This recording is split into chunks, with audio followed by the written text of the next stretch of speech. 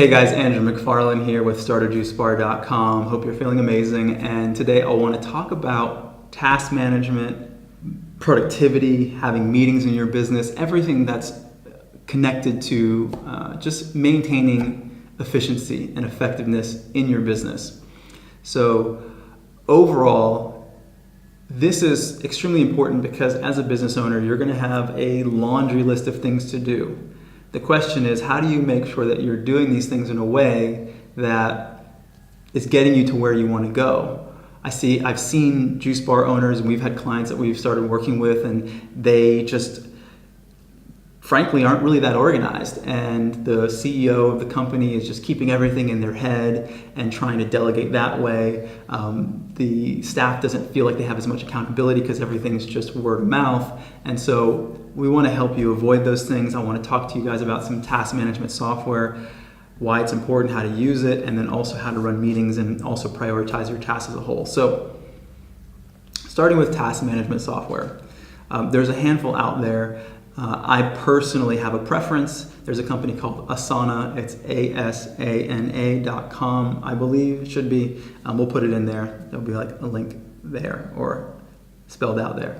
And we don't have any stock or we're not getting anything from this company, but I personally use it in my business, and so that's why I'd recommend it. But there's a lot of others too. You can look at a company called Monday.com. There's Trello.com. There's Basecamp. We've used Basecamp before. Some people like it. It's not my favorite, but maybe you find that you like the interface. So just check them out. The point is not so much which software you use in particular as far as this conversation is concerned. It's more a matter of that you are using one.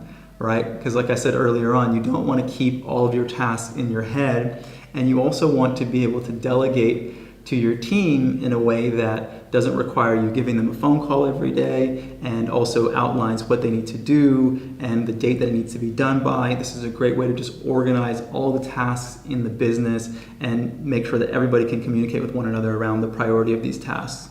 So that's the first thing. Get a project management software for your business. Doesn't matter what it is, get one, use it. So what's next? Talking about having meetings in your business. How often should you have them? How do I like to run meetings? Maybe there's some tips in there that you guys can utilize. Overall, what I see is most of the time in this business, people get too caught up in the busy work and they forget to actually meet with their core staff. And they just think, okay, well, whenever we have time.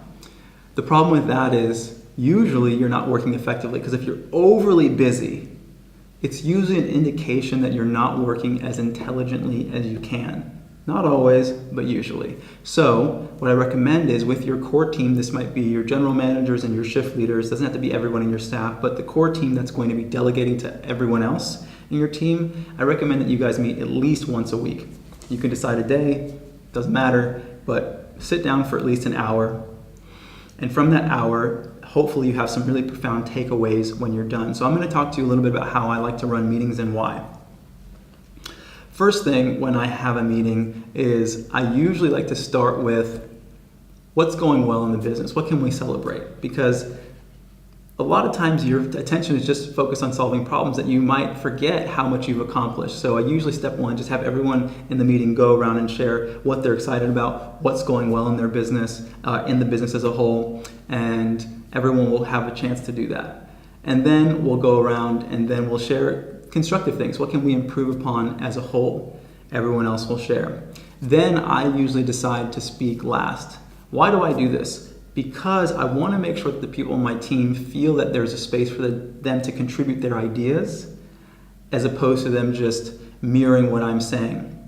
If you as a business owner, because people might feel that you have a lot of leverage, you might find people that just become these sort of echo chambers of everything that you believe. Whereas I like to give my team an opportunity to give me their perspective, because one, it really gets them to a point where they're invested more in the business because they realize that the things that they share actually matter. And two, that I can get a new perspective, right? Because if I'm always the one sharing everything that I believe, it may or may not be the best idea in the room, right?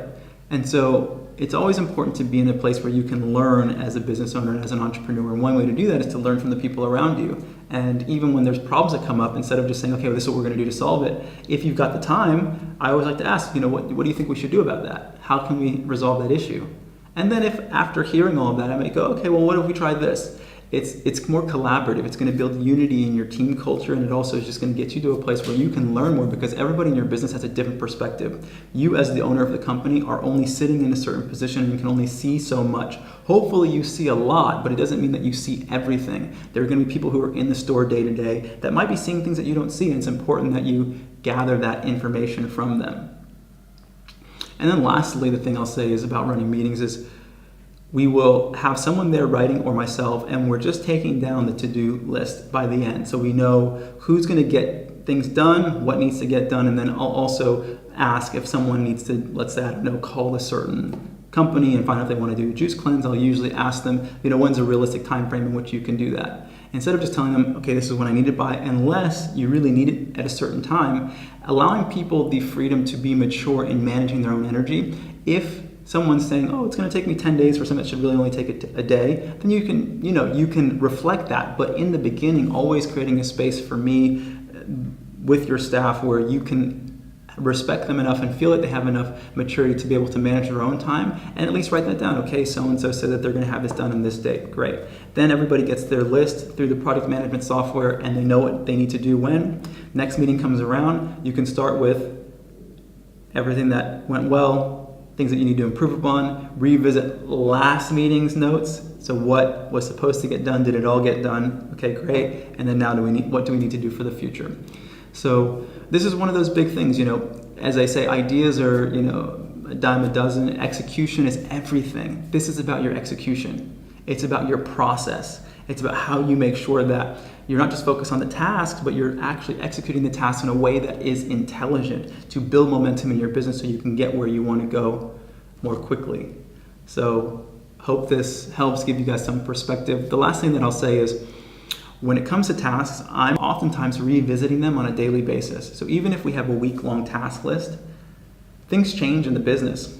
And the most intelligent thing is to focus on what's most important, not just what's easy. So looking at your task list overall, make sure that you as a business owner and your team build the habits of focusing on the things that are the most important, that are going to have the greatest impact. And it's up to you as a business owner to assess that and then guide your team in a way that they can put their attention towards those things as well. So don't get lost in the things that are easy. Focus on what's important, and that's going to have the greatest impact on your business. This is Andrew McFarland with StartAJuiceBar.com. If you like the video, press the like button. If you have any questions or comments, you know where that goes. And if you're not subscribed to the channel, I invite you to subscribe. And recently, we've just launched a podcast. We've also been more active on Instagram now, so that information is probably going to be here. We're here. And feel free to follow us, and you can also reach out to me and direct message me there if you have any questions or you need support. So this is Andrew McFarland with StartAJuiceBar.com, and we'll see you soon.